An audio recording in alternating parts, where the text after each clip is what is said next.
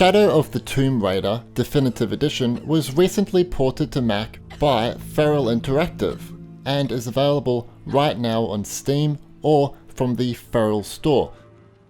Originally, it was published by Square Enix and developed by Eidos Montreal for Windows and consoles. Unfortunately, I only had time to play the game on one Mac model, which is an iMac Retina 5K 27-inch from 2019. Usually I play the game on a 13-inch MacBook Pro, but I simply ran out of time. Before we go into the performance of the actual game on my machine, let's go over the requirements. So in order to play the game, you are going to need macOS 10.15 installed. Your processor needs to be an Intel Core i5, 2 GHz. Your RAM needs to be 8 GB. The game will take up 40 GB of hard drive space, and your graphics card needs to be a 2 GB AMD Radeon R9 M290 or a 1.5 GB Intel Iris 540. Those requirements are pretty high, but it's really impressive that Feral Interactive were able to get this game to be playable on Intel Iris graphics. Now, there are actually quite a number of Macs that are able to play this game, so Shadow of the Tomb Raider is officially supported on the following Macs. To check your Mac model and when it was released, select About this Mac from the Apple menu on your menu bar.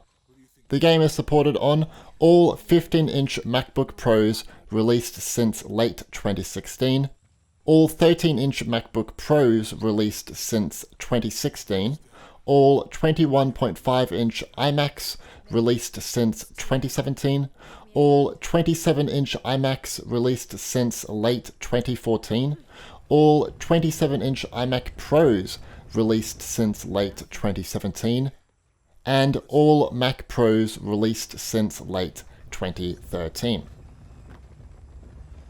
That is quite a range of Macs that are able to play the game. Sure, the previous game, more Macs were able to play it, but this is the new experience, so it's obviously going to have some more higher requirements. Still, some older machines have the capacity to enjoy this title. Don't be upset yet if you don't have one of those Macs, because there are some not officially supported hardware. For example, the following Macs are capable of running the game, but do not consistently meet the standards required for official support. This would be all 13-inch MacBook Airs released since 2018, all 12-inch MacBooks released since early 2016, all 21.5-inch iMacs released since late 2015 with an Intel Iris Pro Graphics 6200 graphics card. I mean, it is absolutely incredible that this game is able to run on these machines, especially MacBooks from 2016 and even a MacBook Air. Holy moly, that is incredible, and I take my hat off to you guys. Also, this game officially supports eGPUs, and that's pretty good because if you have any Thunderbolt 3 Mac, you can connect one of these external graphics cards and you will be able to play the game at some capacity, but it is still very dependent on the hardware in your eGPU and if your Mac's processor meets the system requirements of the game. Mac performance, how did it go? Well, my iMac is a pretty powerful beast. I mean, I just bought it because I really needed to update my old 2015 5K iMac.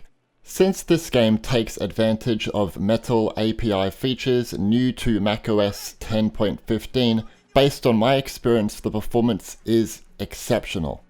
So I'm playing at a resolution of 1920 by 1080, otherwise known as 1080p. My quality preset is on high. I have VSync on because I really do not enjoy screen tearing. This just is a more consistent experience with this setting on, and my average frame rate is 60. Occasionally, I would see like a minor lag spike after cutscenes, and there was one time where the game froze for a few seconds, but that's not that bad at all, because on average the game just consistently stays at 60. It is awesome. The performance is absolutely exceptional. I mean, I know I have a really powerful Mac, but it was a really good experience. Playing a game on this caliber at 60 frames was really nice. Now I could also play at 4K, but I would have to have my settings on medium, and my frame rate would be an average of 30. And even that is pretty incredible. Now, if you are running the game and you're having some performance issues, frame rate drops, etc., there are a few things you can do under the graphics page to help with this. So if you have an older model like a MacBook Pro or a MacBook, an older iMac, for instance, it's best to play this game on probably a low or medium quality preset. And you can also put pure hair to low. You can turn off screen space reflections and bloom. And you can also put anti-aliasing to off. Just messing with the quality preset alone should help you dramatically. Feral Interactive should actually automatically set the correct graphical options when you start the game. So you probably don't even need to play with the settings. I mean, I didn't. I went straight in, looked at the settings, like, oh, they're fine, and just went straight in, and it was great. Feral Interactive have also brought us HDR support, or high dynamic range. I couldn't put it on in this video because it wouldn't really translate in the footage because I don't have a HDR capture card. Now, using HDR features will be dependent on the Mac you have and its displays. The 5K iMacs are the best for this feature. Feral Interactive have told me that setting the system brightness level below 70%, ideally 50%, produces the best effect for this HDR feature. It's also worth noting that in order for HDR mode to be effective in this game, automatically adjust brightness must be disabled in your system preferences. And to end it all, what do I actually think about this game?